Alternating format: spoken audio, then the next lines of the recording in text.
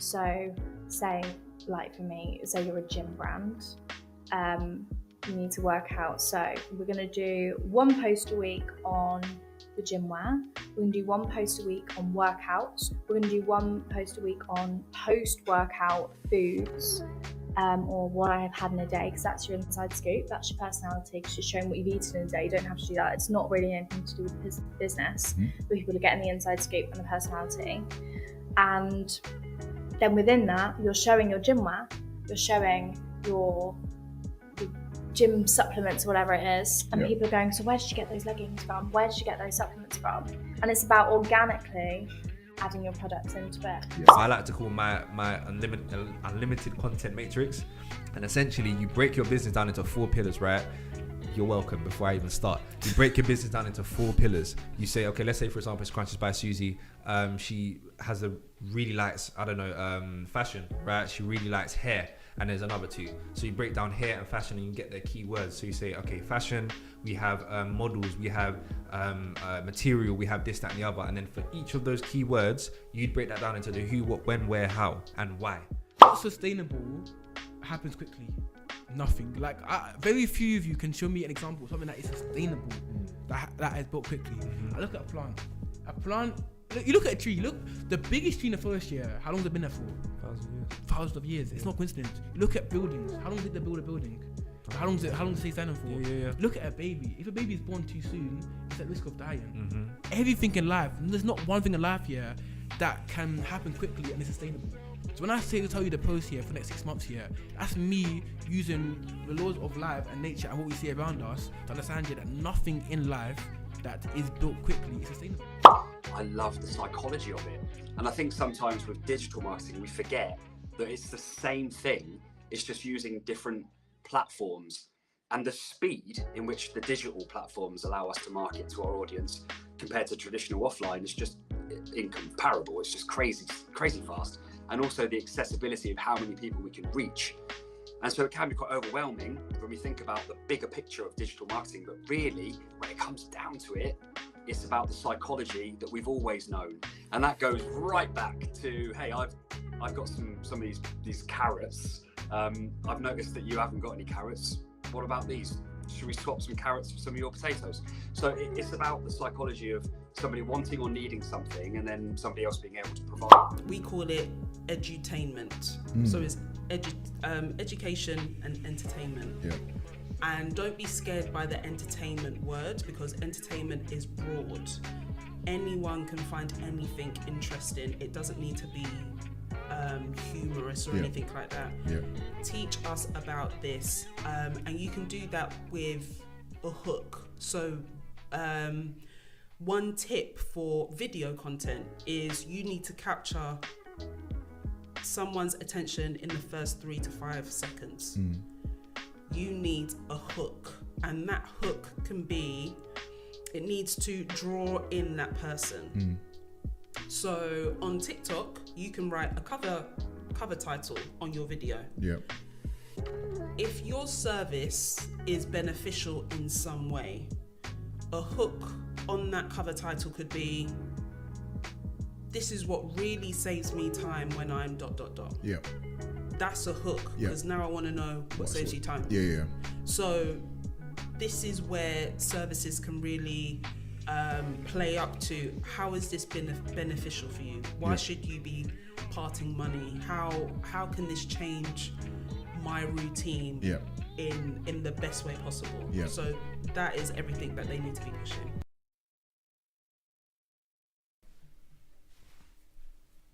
I'm being pointed at. I think that means we're live.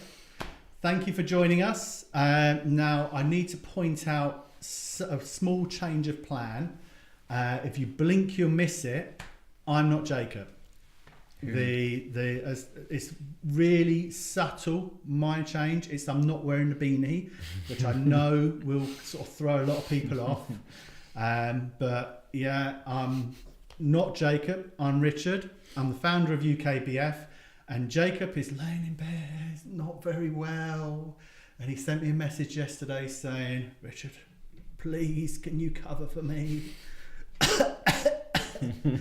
So what can you do? So I'm here today with Ash Phillips from Dffrnt, Q&A camera, and we're talking to you today about how building a community around your business, before your business, we never know, we can cover some of that as we're talking later, but how a community around your business can help drive business growth. Ash, hello. Hello, thanks for having me. Appreciate it. What an intro. And get well soon, Jacob, if you're listening or watching this. Yeah.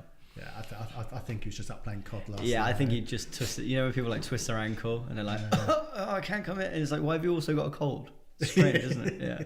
Nah, seriously, hope he gets well. So you've built your business, and your business is all about community. Yeah. And from what sort of looking at what you do. In fact, actually, no, I'll pause. Tell us about your business and the community aspect about that. Sure. I mean, sometimes it is easier if somebody describes it back to me, because you know what it's like, right? Being a founder, it's hard to see the wood for the trees. Yeah. You know everything that's going on all the time, so you start to explain it, and 35 minutes later, you're still explaining it, because it's like that meme of the guy that's like pointing at a board and there's just red rope everywhere. That's what I'm doing half the time. But what do? Well, I wear a bunch of hats. I do a bunch of things, and it's best explained, I guess, in a very brief story. So I began with a meetup community that basically got out of hand, and we'll dive into that in a little bit, and it grew into a global community of physical events where people would connect with each other. As a result of that, people started to say, hey, what do you sell? Had nothing at the time. What do you want? And then built a company out of that, and that became Dffrnt. And Dffrnt began as a network specifically for young entrepreneurs, grew into what was more like an accelerator, but by subscription, and now has pivoted, thanks to COVID, to focus on developing the soft skills of the next generation of leaders by providing community content, curriculum, and benefits and support, like a lot of communities do, like UKBF provides too. So Rebel Meetups is what I do. Dffrnt is the business that I run, and there's a few other things I'm sure we'll dive into, but that's the brief history. Okay, thank you. And community is one of those things that can mean so many different things to different people. When you speak to different business owners, and even from corporate to small businesses, you'll find, we're joking about Call of Duty a moment ago with Jacob, you'll have streamers, and they talk very heavily about their community. You talk about social media influencers, similar sort of, they call their followers their community. And then you'll have insurance companies who will have a newsletter they send out, and they consider that newsletter their community. So many different definitions. How would you define a community yourself? Yeah, it's a really good question. And keen actually later on to dive into that gaming industry, because I think there's a lot that can be learned from that for the business sector as well. But community for me is a group of people of a certain size, ideally numerous people. 5 people, is that quite a community? I'm not too sure, but a small number up to an incredibly large number of people that are connected through a common stimulus. It's basically it. It might be an oversimplification, but I think that's probably it might even be the dictionary definition, but that's the definition that I tend to provide. Yeah. And this is, so if I think along those lines, if you think followers, and so we're here talking about how business can adopt and build a community. If we make I'm going to change the question. Sure, yeah. Actually, yeah. The many people who may be watching this, and many people within UKBF, so within our community, will be at the early stages of their business, and you started Dffrnt from Meetup. So you had a community, and then you looked to try and monetize that. And then how do you make it into a business? Is that the right way to go? I mean, that's the key question. That's the killer question, right? Like, is there a right way? Is the I guess the ultimate question.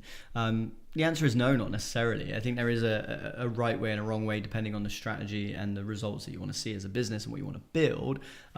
But testing that and coming up with a strategy is the first and foremost thing. We'll dive into do's, don'ts, faux pas later on, I'm sure. But but it was the way it happened for me. It was an accident, frankly, in my case. And I think that actually happens a lot of the time too, which again, we'll probably dive into later. But a community often happens organically. That's what communities tend to be, right? Like you just zoom out of Google Maps and you see lots of people live in pretty similar places, and there's lots of green space in between. People are attracted to each other, right? There's hierarchy of needs by Maslow says that one of those core things is that we need to feel belonging, and so people are drawn together for whatever reason that might be. There's probably some neuroscience in there too, but yeah, you know, is there a right way and a wrong way? I don't think there is specifically, but there are good ways and bad ways and applicable ways depending on what you're trying to build. For me, it was a meetup. It was me reacting to a stimulus. It was me, frankly, scratching my own back. If you know, people like to think of it as a really altruistic story sometimes, and it was eventually, but it was just me being selfish and wanting to meet cool people because I wasn't that cool, so I wanted more friends that were. So yeah, and then it just, you know, as I say, got out of hand. You start with 5 people. I think that's pretty much what we had at our first event, and then it, you know, 5, 6, 7 years later, 21 cities, 9 countries. It grew. And if we get to the sort of the primary objective really behind a community, how can having a community around your business, I'm using those words carefully because of how diverse it can be. Sure. So how can having a community around as part of within your business grow your business? Yeah. I think first and foremost, the important thing is to differentiate the difference between community and audience. They can be seen as the same thing, but obviously an audience, I say obviously, and just to clarify, it might not be obvious. An audience, for me, in my opinion, is a one-way relationship. Is you are the recipient of my information, and that's the newsletter that an insurance company might have. They can call them a community if they want because the semantic sounds a lot better, but it doesn't feel like a community unless there's an engagement piece. How can you help us build a better insurance company? Tell us, talk to us, let's engage with you. The community is way more comprehensive, is way more organic, is way more two-way, it's multi-way actually. It's can these people talk to each other? If you're on an email newsletter for an insurance company, you can. GDPR says you can, and you probably shouldn't anyway, right? It doesn't make sense to. Am I talking to the insurance company at the end of their newsletter? Well, probably not. They're probably sending it from a no reply email address anyway, so by definition I can. But if they organize a networking event and they bring people along, and that networking event is for, let's say, in this case, businesses, startups that are building insurance products because they want to learn from them, work with them, engage with them. That's a community. It's not an audience, it's a community. And so that's the difference between the two. And then, you know, using that to build a business is one core strategy of many, obviously, of where you can start. I'm just curious as to like where you'd like me to take that question. Well, so. if I'll use like a definition I can think of. Sure. Yeah. We don't know what type of businesses are watching this, so in many different sectors. So if I pick a retail outlet, sure. And I'm going to use my wife as an example here. So during the pandemic, everything's locked down. So for a short-term project, something to do, my wife created I created it. I set up a website for my wife selling affirmation and well-being tokens and gifts. Sure. So very easy box shifting, something could sell, shift out. And with my e-commerce head on, I linked it into Facebook, linked it into Instagram products. If TikTok was really, if I hadn't had the selling at that time, I would have done it there. The objective behind using social media and using Facebook groups was to build up fans, sure. in my language, which we're talking here is a community. Yeah. And that worked well for her business. It took off, and it actually got too big for what she wanted. Yeah. Because she was selling these gifts. People followed her on Instagram. They followed and joined her Facebook group because they liked the product she was selling. It was people who had a common interest about mental health and well-being were all within these groups. Yeah. And then she would do Facebook Lives I mean, she'd go scouring online for wholesalers, things, find new products. She'd do a Facebook Live and she'd say, I've just got these stocks in. Literally, every time she did a Facebook Live or posted, like, got this stuff, boom, loads of orders come in. Incredible. And people were buying more of these products and they were shifting really quickly. So using that as an analogy of a type of business, the talking with yourself before we went live and sort of understanding the topic, that's where I interpret community coming in and how you could utilize community. Yeah, I think, community first and foremost is a marketing activity.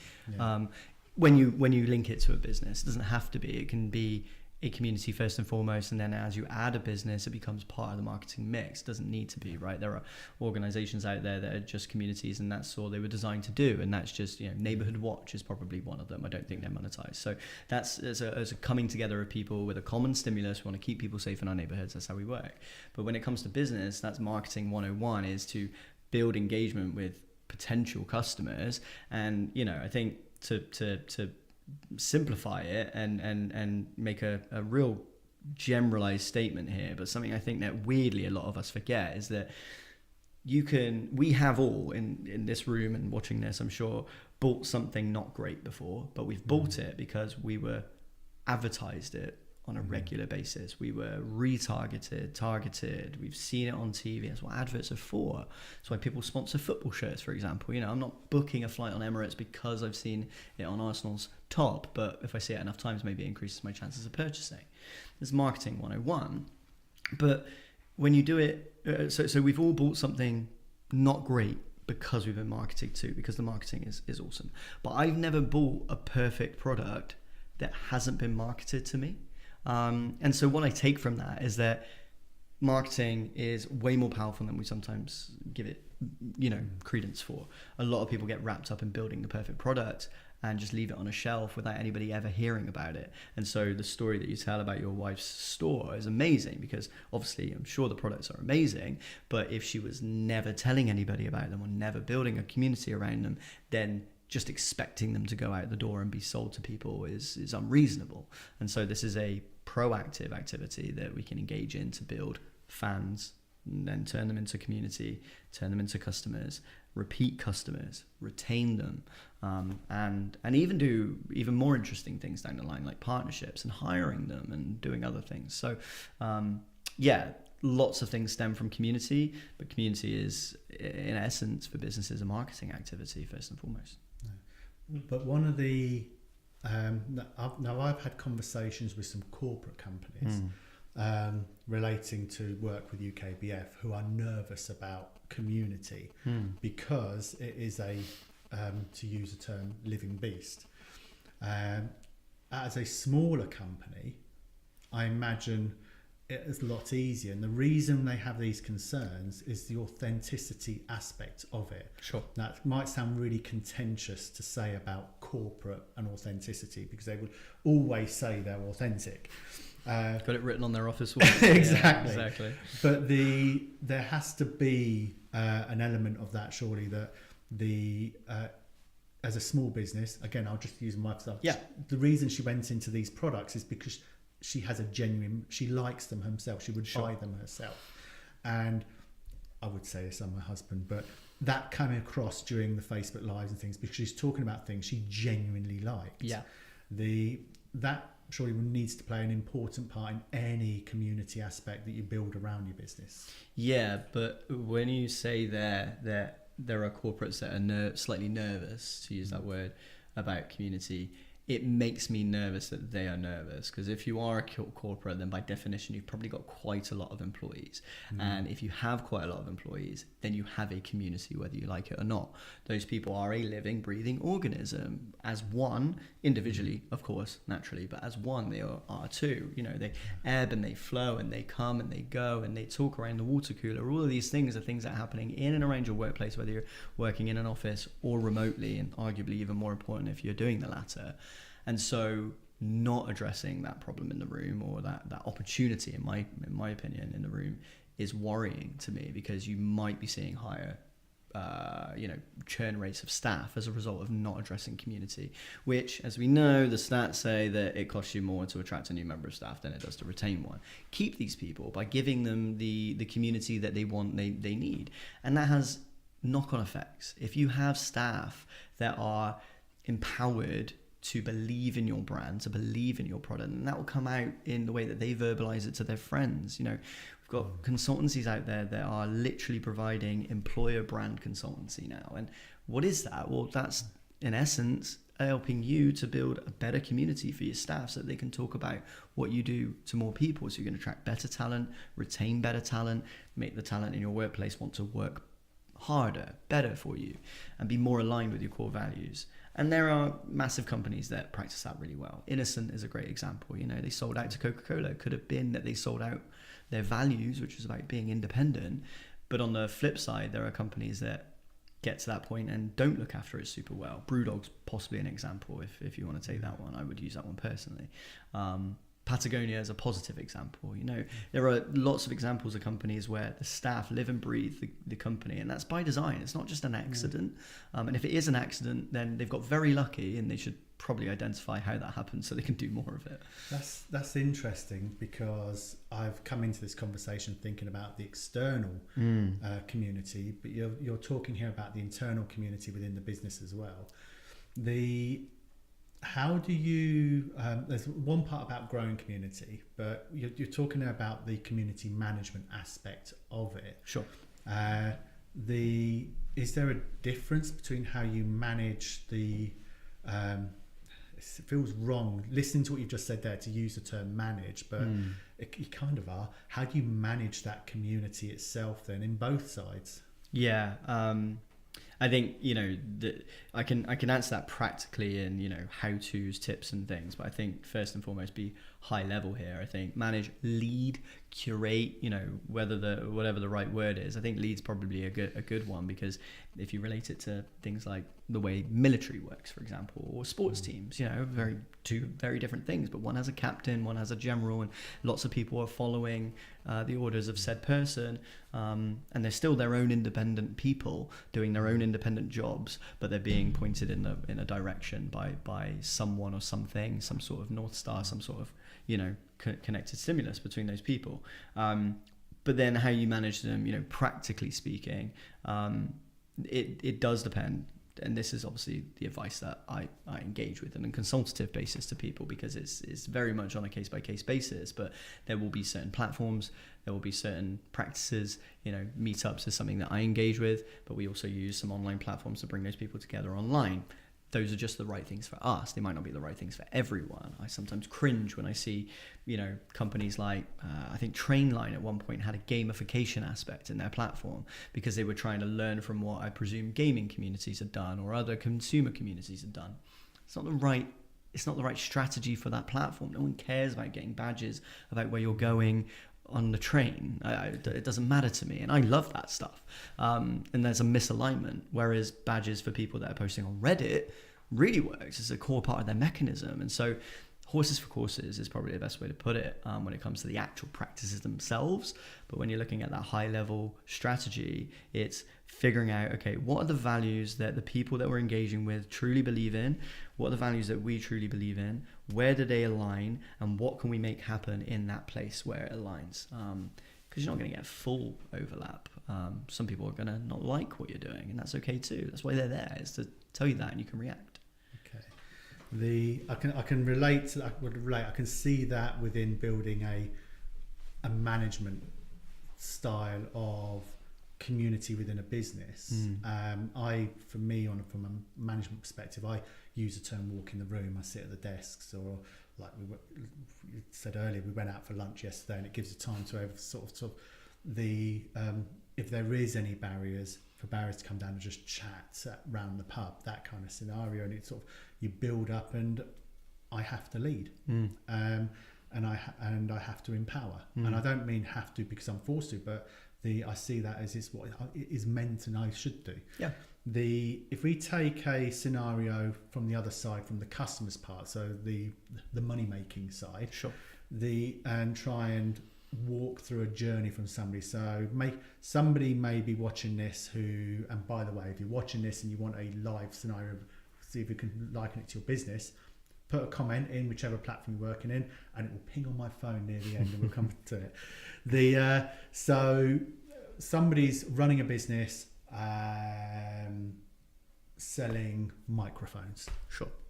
The microphones have many different uses, from podcasting to music or anything like that. And they are constantly having to do paid advertising on Google, something to try and bring some business in. So and so they have a very high cost per acquisition as a business. I'm making this up as I go along. Sure. Sounds great. So they're in that kind of situation. Yeah. How could, well, first, two questions part of, how could the community, building a community, be relevant to them? Sure. And on the basis that it could be, what steps could they start to put in place or make to create that community for them? So I think, I'll brew the concepts in the back of my head while I'm talking about this bit here, but I think it's firstly important to think about the fact that this microphone business, in this case study example, may have been created because of community. So community usually happens in a business context, either before the business exists, same in my case, or after the business exists. If it exists before the business exists, then the business is usually born because that community asked for it, or the community comes after, then it's because the business is trying to win customers, excite people, retain people, make some more money, do marketing activity. Can I extend on that part for a moment then? Sure. Yeah. So following that train of thought, so somebody could have started this business because they are in the related industry, exactly, or have a personal passion. This person could be an amateur in an amateur band, exactly, and they struggle to get hold of microphones, and they just thought, then if only there was a really good place you can get these good quality microphones. Yeah. Thing. Is that where you're coming from? Exactly. Yeah. I imagine, if I'm thinking about adjacent versions of this, if you've started a music shop generally, it's probably because you were a musician, I imagine. Yeah. It would be weird for me to just start a music shop because I don't play any instruments. I don't have a community of friends that play instruments. And so there's no common denominator for me to go, well, there's a reason why I would sell guitars, or in this case, microphones. Yeah. But let's assume that this company is started because somebody's just super passionate about microphones. Yeah. Then that's cool too. The first thing to realize for that person is that there are roughly 8 billion people on this planet. They're probably not alone. There's probably a few other people that enjoy microphones. When I put my investor type hat on, I start to think about total addressable market, or in this case, total potential community size. How many people could there be that care about this sort of thing? Total population of a country, total population of a city, total population of a town, or even the world in some cases. How many people are interested in music? How many people need a microphone if they are interested in music? All of those things. How many people are subsequently maybe stressed about the microphone situation, whatever that situation might be? And so that's one thing I start to think about. Second thing I start to think about is, what do I really care about? Because if I'm going to do this in any portion of my time, I need to be excited by it. I need to enjoy it. If I really love the aspect of the sound quality when it comes to microphones, but I'm not super excited by the peripheral wire bits that happen, then the output for that might be a community about sound quality. It might be a Foley YouTube channel, right, where I'm making sounds and I'm sharing them with people, and then maybe as a monetization, I sell those sounds for people that want to use them. Interesting. Maybe on demand. Or if I do care more about the peripherals, then we talk about the fact that maybe a gold cable is a better sound quality than maybe I don't know what this might be, like an aluminium one or an iron one. I don't know if they're conductive. That's a whole other conversation.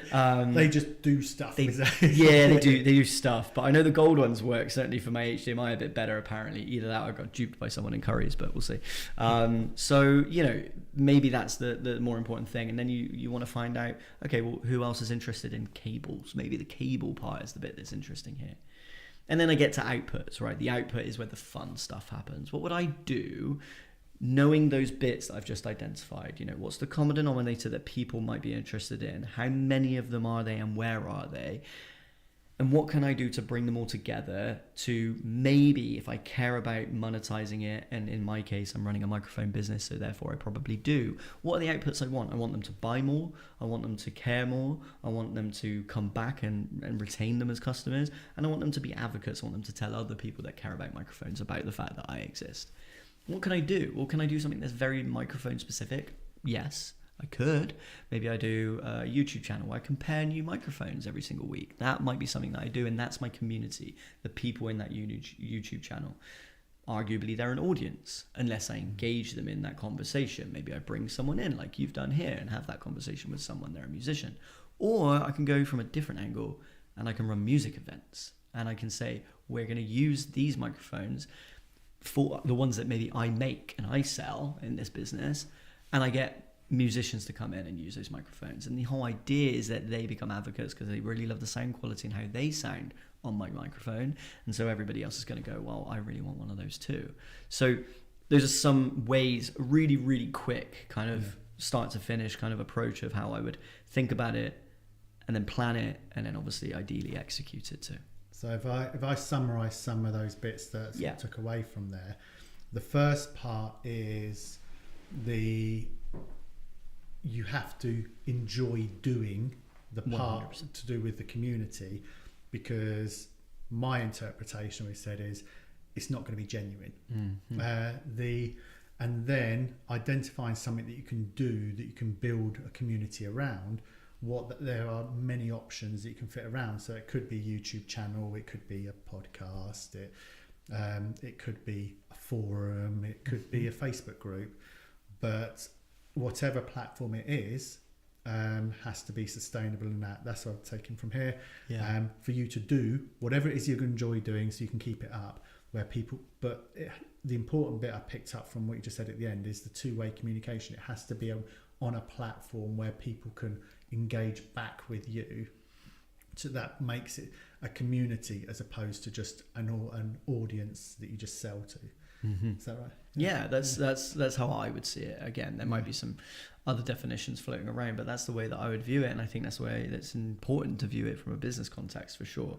But that authenticity piece and the excitement piece tie in so like organically together, because burnout's very real, both from a mental health point of view in general, certainly from a business point of view as well, and definitely from a community point of view, because you start something and maybe in 3 months you're like, well, that was nice, I don't really want to do it again. That's called a project. A community lives and it continues, and it can continue without you sometimes.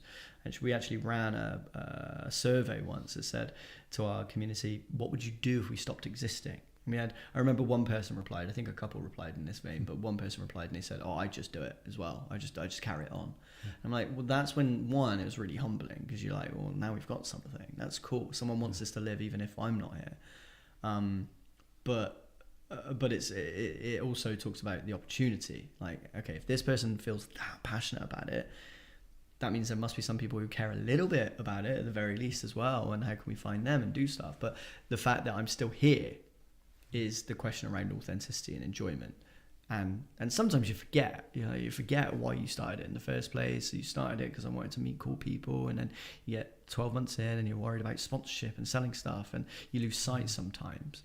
Then you have a chance meeting with a member of your community and you talk to them about stuff, and you remember why you did it in the first place, and it reinvigorates you. But unless you have the opportunity to have that reinvigoration, you can get burnt out. And I think that's why it's so important to have that in a deeper level, a mental health level as well, why it's so important to have that engagement with your community. Because, going back to your insurance example of the newsletter, just send stuff out and no one's buying. How do you know? I mean, if they're already customers, what's the metric you're really tracking here? I'm not converting anyone to new insurance customers. Retention's probably the answer, but I got 100,000 people on Hiscock's newsletter. I don't know whether that's true or not, by the way. It's just a rough example. Why send it out if it's not going to do anything, Maybe a community of 100 people that are customers is a better idea. Trying to pull together a couple of bits you just mentioned there into a new question, because I've had a question I was just going to go through from Jacob here, and I've just thought, no, I'm going to reword that bit. Because the way that you just described the insurance example, to me, using my wife's example, the microphone example, it seems really simple.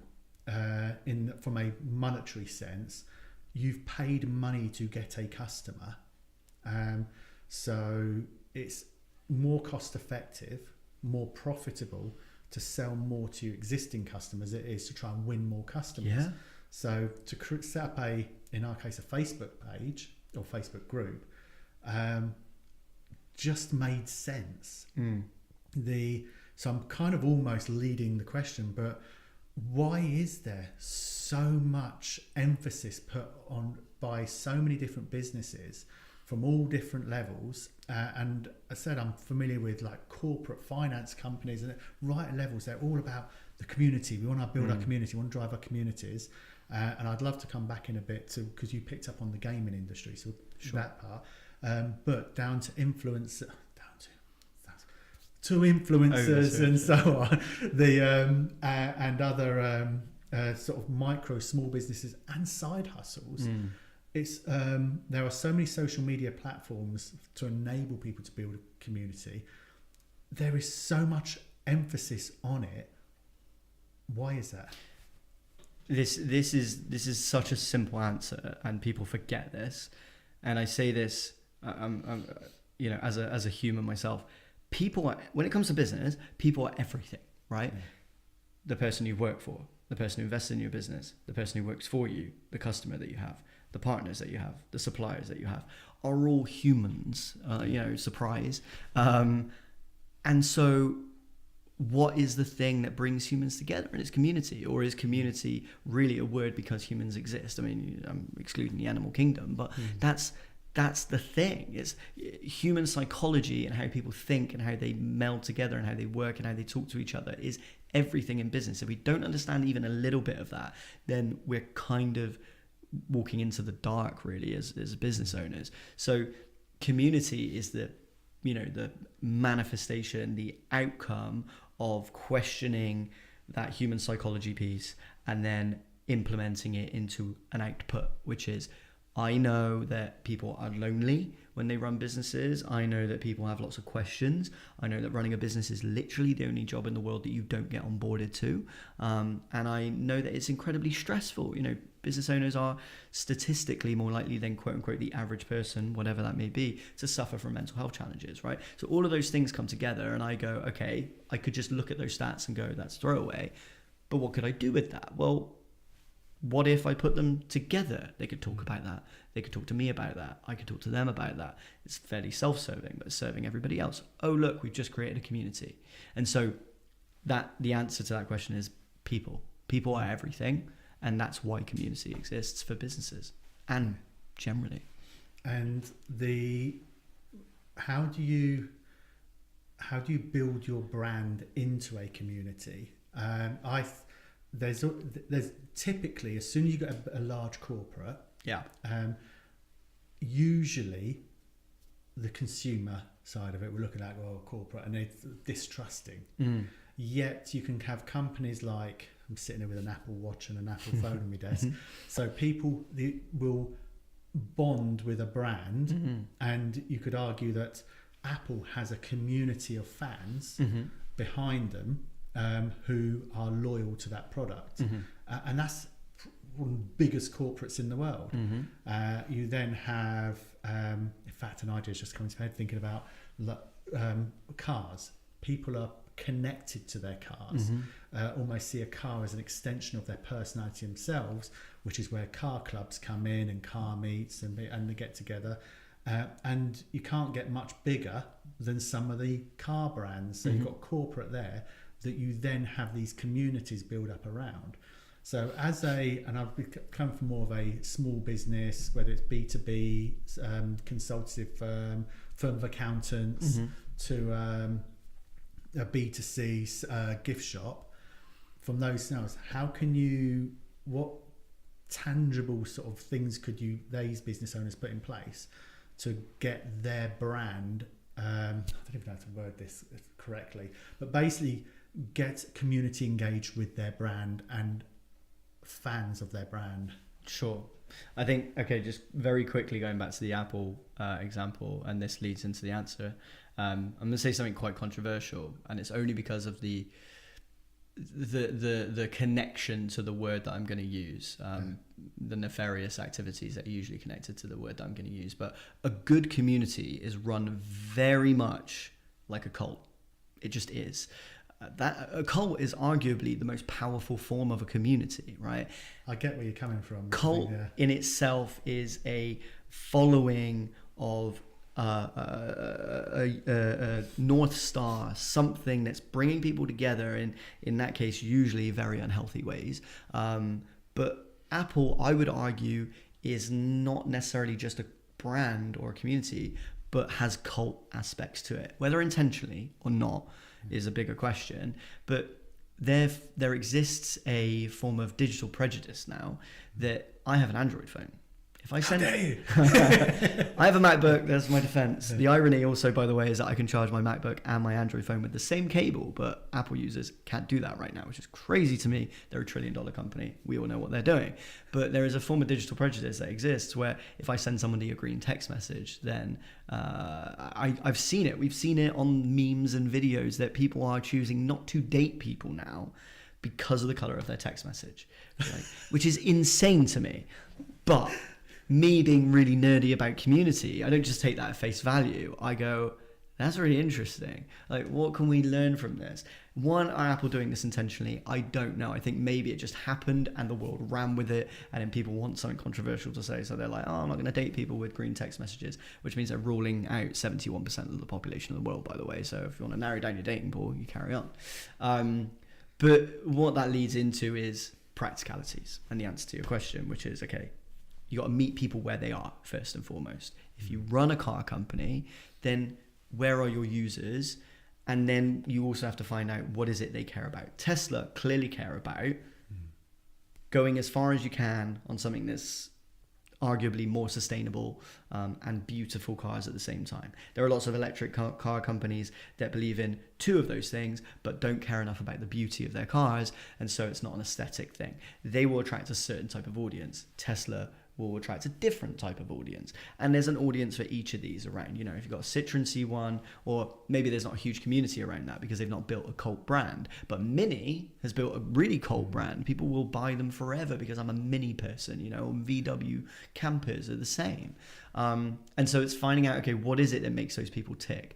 If I say VW camper owner, I'm not stereotyping here, but a certain archetype of person will pop up in your mind. And I don't even need to say what that is, but I imagine that we're all probably thinking of something very similar. And there's a reason for that, because it's by design. So what they're doing is they're going to meet their customer where they are.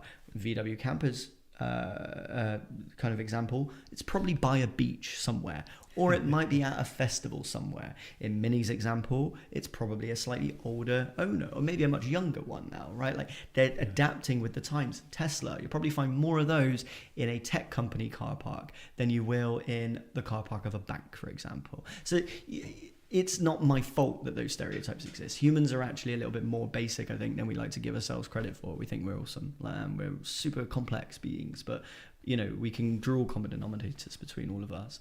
And then that comes into the final piece, which is platforms. You know, like let's simplify this. If you are Tesla and you're going to find more of your users or more of your cars in a tech company's car park, then maybe they're using LinkedIn more, or maybe they're using Twitter more. Are they using TikTok? Maybe not. You know, I don't know whether that's the answer. It's just me kind of going through that motion. And you can do the same with Apple, and you can do the same with a whole bunch of things. You know, what do they care about? Why do they care? Apple can put billboards up, which is just a picture of a photo with an Apple icon next to it.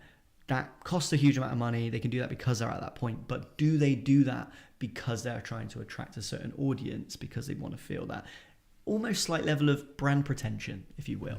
And you know, I've bounced around a lot there, but I think people can probably draw the lines between those bits that I've just mentioned. It's basically my takeaway from there is your brand has a target audience. Yeah. If you understand your target audience, you'll know where to position the community to build up from, and then go around the delivery of that, the platform, wherever shape that is, will fit that target audience. And if they are a typical Facebook audience, for example, then a Facebook group. If they're an Instagram or a TikTok audience, there we build your own platform, or look at other apps like Circle or so on. It's from there. And if you are, just quickly, if you're a founder of of a small company like your wife, then you're probably solving a problem that you may have had, or you're sort of selling to an audience that you maybe like. And so actually you're probably already in those places. I don't have TikTok right now. I've avoided it because my ADHD would just sink me into it and I'd never leave. But that just probably means that the people I'm trying to reach are like me, and it also probably means therefore they might not actually be on TikTok. That might not be true, but I need to go to where I am first, because one, I'm going to enjoy it more because I already am there and I get it more, and therefore I'm going to find my people there, and then we can start to expand outwards afterwards. If we reach the point where we've done a bit of market research, we know what our brand is, we know where our target audience is, we've put the foundations in place to start capturing that audience in that environment. So we start building up our Facebook group. It doesn't matter where it is, but we've started building up that database effectively. We're delivering some content out to them, YouTube videos or whatever it might be, or Facebook lives and so on, and people are responding and engaging with the content we're putting out. What are some other best practice things that we should be doing to keep that community engaged, active, friendly, and sort of aligned to the brand values we have? Sure. So there's kind of a top tip that I think lots of people need to hear, and it's kind of, I guess it's a killer one that I usually just leave to the end, but I'll dive into it right now, which is that it's the fans piece, right? You mentioned that right at the top, and I know we want to dive into that, and it's possibly even in the title of this content, but the first and foremost thing that we should be doing, we should be considering, is how we find killer fans, people that are diehard fans of what we do, and they exist in many places. But how do we engage with them? Well, we need to do, and I think it's Paul Graham that used this phrase originally about maybe Airbnb, but it's about doing the unscalable things, right? And what do I mean by that in a business context is stuff that you could probably do for maybe 10 people, maybe 100 people, but 100,000 is just not going to be doable, right?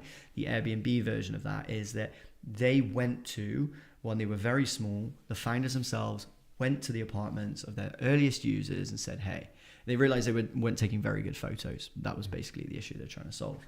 They got a really nice camera, learned how to use it, went to the apartments of these people and said, hey, we're the founders of the platform you're using. And people were like, wow, that's amazing. You just come knock on my door. We'd love to take better photos of your apartment because it's going to benefit them. They're doing something they can't do for every Airbnb user now, obviously, because there are millions of them. But what that did was it gave them a chance to sit on the sofa and have that conversation with the owner. Why are you doing this? Tell us about your dream. Where are you going? When did you buy this apartment? Why are you renting it out? All of those things. Get to take some great photos. And so what they did was probably, and obviously the story shows that it worked, was building up super fans. They now have super hosts, right? Maybe that's where those come from. But super fans of the platform. Oh, I met Brian. He was such a great guy. Blah, blah, blah, whatever. That's what I did. When we started our membership, we onboarded our first few members actually before we ever had a product, really. I charged people 15 quid a month because they said they wanted to join something. I said, okay, give me time, I'll build it. And then I was on a ticking clock, basically. They're going to leave in like 3 months if I don't build something that's valuable. I wanted to just engage with them every single day. What do you need? How do you need it? What can I do? How can I help? All of those things. I can't do that for 1,000 people or 10,000 people or 100,000 people, but I can do that for 10. And they're going to love that, and they're going to remember me, and they're going to know it forever. And I know that works because that was 11 years ago, and I'm still very good friends with the people that I did that with. They live in different parts of the world now. There's a sofa or a bed for me to crash on whenever I go there. So the ROI is there too, by the way, the personal ROI. So the first thing is build those super fans by doing something unscalable. Just go out of your way. You'll never get a chance to do this when you're at a corporate level anymore, really. You might have the budget to, but it'll be disingenuine. At an early stage, as a small business owner, it's the best thing you can do. Call people, ask them how their day is, take them out for lunch or a beer or whatever might be most suitable, and have those conversations and build those super fans. And then, you know, other practicalities and really simple and basic ones are just ongoing engagement. You know, send an email out. Send an email that's personal. As a business owner, you know, I think we often forget that, or we have imposter syndrome, that like we're actually quite important in our own organization. It's probably quite important if you're running a travel agency that's got 20 people, whatever, and they've been dealing with an account manager who is super lovely, probably, by the way. But if all of a sudden they get a response or an email outwardly from the owner of that agency just saying, hey, thank you for booking through us, it means that I can pay my staff and they've got their job and they really enjoy it and so on. Like, that would mean a lot to me. It'd be out of the blue, it'd be random, but they'd probably get a better review from me as a result. And I know there are hotels that do this, by the way. We've seen this online, I'm sure, where you know, a little box where it says, hey, you know, any extra stuff that we need to know about you, and people have put random things in there like, oh, my husband's a big fan of James Bond or whatever it might be. And then I've seen it, and I can't remember what hotel it was, so I won't name names just in case I accidentally advertise the wrong one, but this hotel did that. They bought a James Bond box set, and I think they put a little martini kit in the room, and they had that ready for them. And they posted about it. It went semi-viral. They got a huge amount more fans. They probably got a 5-star review and a verbal advocate forever. They went a tiny extra mile and got a huge reward for it. And I think that a lot of businesses can learn from that for sure. I can endorse that last bit here, because I can liken it to what we do with UKBF. We're here for the day, you and I talking, because we're doing some more recording after this. And we think about, like, today, for me personally, it's a very full day. Mm-hmm. However, I will make a point to go onto the UKBF community, look through some questions, and see if I can answer any questions for any members on there who are having challenges in their business. Because I feel it's important not to do it just to pretend to do it, but do it because I want to let the membership know this is personal to me. Yeah. This UKBF brand was built off of my personal values 20 years ago. It's drifted away from those in the period between when I first sold and when I bought them back, and it's all a lot of realignment there. But it's important that I'm there and I'm taking part. It's not just a website over there that the Aussie, the founder, is just like looking to just get money out, or whatever the negativity may be around that can fester if you don't look after a community. Well, but Twitter are obviously a great example of that. So just adding some sort of live example, but I completely endorse that. Your version of Tom from MySpace, right? I don't know how many people remember that, but there's that picture now, and he's always going to be that guy because he was just in the community. So and that comes all the way back to that enjoyment piece. You're there because you enjoy it. It's authentic. You're not doing it on purpose. You're not doing it for the sake of it, and people can see that, they feel it. People aren't stupid, and so you're doing it because you enjoy it, which means they enjoy it too. Yeah, we've had a question come in.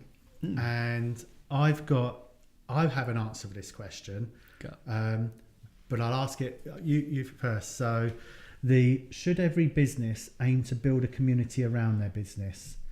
And also, how do you make yourself stand out if you're not a confident founder? Interesting. Okay. 2 separate questions. First one is, should every business aim to build a community? The answer is no. You should only do a few things and do them very well. However, the real answer is, if you have customers, which if you're a business you will in some way, shape or form, then you already have a community.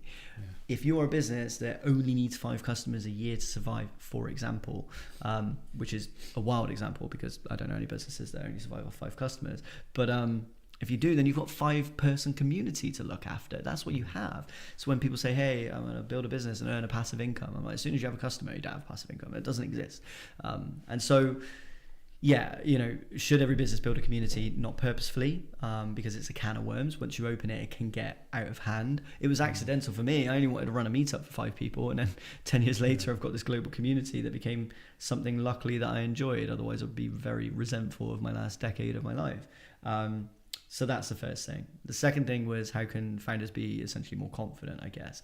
And this is something that I do, again, probably with like my investory hat on is that, so just to add more context to that, I've been a founder for 12, 15 years now. It's kind of scary, and also been involved. I think my hips just gave way. I heard the pop. And also been doing some investing stuff, advising, some angel investing, and been on an angel investing program with a VC firm. So I've been in the semi-unique position of being a founder and also seeing the other side of the investment coin. And what you realize when you're engaged in early stage investing, not that this person might be raising investment or not, I'm getting to the point, I promise, is that one of the key differentiators in someone investing in a company really early on when there is no traction and someone not investing is arguably the level of confidence to the point of almost, and in some cases actual, delusion of a founder, right? We've seen that recently in America fairly often, right? Adam Newman versus Elizabeth Holmes. Adam Newman is arguably confident to the point of actual, but in maybe almost delusion. Elizabeth Holmes was confident to the point of, given her prison time, probably actual delusion, given there was no product ever. But both of them raised a huge amount of money and built massive businesses, quote unquote businesses. One of them didn't have a product, but you got to ask yourself why, and it was the point of delusional level of confidence. And you can't just invent confidence. And I recognize my privilege in saying just be confident as a cis het white man in a country that's kind of okay, but I think it's about drinking a bit of your Kool-Aid, if I'm going to use that analogy. It's just kind of saying to yourself something that may or may not be true, trying to believe it as much as you can, doing that self-talk stuff. I'm fairly logical and scientific. Maybe your wife is a better person to answer this actually around the affirmation stuff, but self-talk has a mental and, as far as I'm aware, an actual biological effect on your body and your output. It changes the way you sit and stand and speak. And so if you can act more like the person and become more like the person that is supposed to be confident, then maybe you will. I've actually got a book. It's not with me today, called The Alter Ego Effect, which talks about that. Beyonce has it. She has Sasha Fierce. Kobe, I think it was, had the Black Mamba. They both have alter egos that they don when they're on stage or on the court. And I have that when I do this. I don't actually like talking to people that much. But at the end of the day, I'm just going to go home, close my door, and game and not talk to anyone. I'm going to expand on that, because the bit that I wanted to answer and give my input to was the same one, where how do you make yourself stand out when you're not confident? Now, I don't know where this come from, sort of like YouTube or anything, or TikTok, so I don't know which camera to look at if I'm sort of connecting to the person who asked the question. But I am an alter ego, as you see here. So instinctively, I'm autistic, introverted, and way outside my comfort zone. And to do my job, it was identified by my team around me, I need to be out there in front of a camera. It's all part, it's how we have to build our business. And it's a business that I founded as a tech company because I could sit behind a computer and never have to see anybody. And nobody saw this when we put this camera up other than Ash and Jeremiah, but we were talking about TikToks and things like that, and how do I put myself on TikTok? And I just act the fool. I do that, I can do that, and I just find a way of just acting the fool. We're talking as we're going through here. I know eye contact's important.